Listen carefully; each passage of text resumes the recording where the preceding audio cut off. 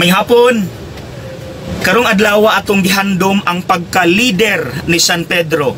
Isip mao'y pinakauna nato nga Santo Papa nga gisunod sa mga obispo. Siya ang gibinlan ni Jesus sa authority nga musupervise sa simbahan.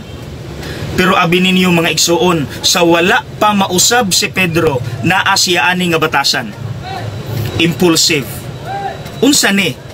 Kana bitawng moderate ratag react, moderate ratag istorya, binasi sa pagbati, nga wala pa nato mapamalandungi kung sakto ba o dili, maunang mapalpak.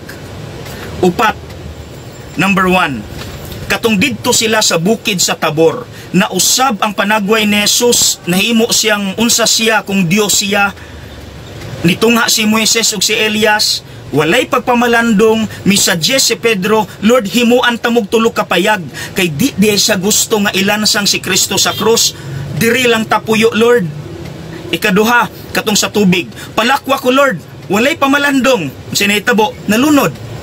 Ikatulo, di ka nako pasagdan, Lord, pero sa dihang gilansang na si Kristo, tago si Pedro.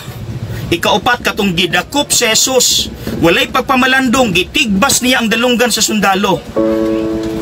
Mga igsoon, dili maayo nga batasan, kay makasakit sa uban dayon palpak atong actions. Ngunang mga igsoon, atong ihalad na nga batasan sa Dios, atong iampo. Kay sama nga giayo ni Jesus si Pedro, kung unsa siya karon, ayuhon pud ta niya. Pero ato sa aning tubagon, impulsive bako. Aduna ba'y mga panahon nga ako nakareact sa pulong ug sa buhat nga wala na ako mapamalandungi, mautong nakasakit ko sa uban dayon napalpak? Impulsive bako.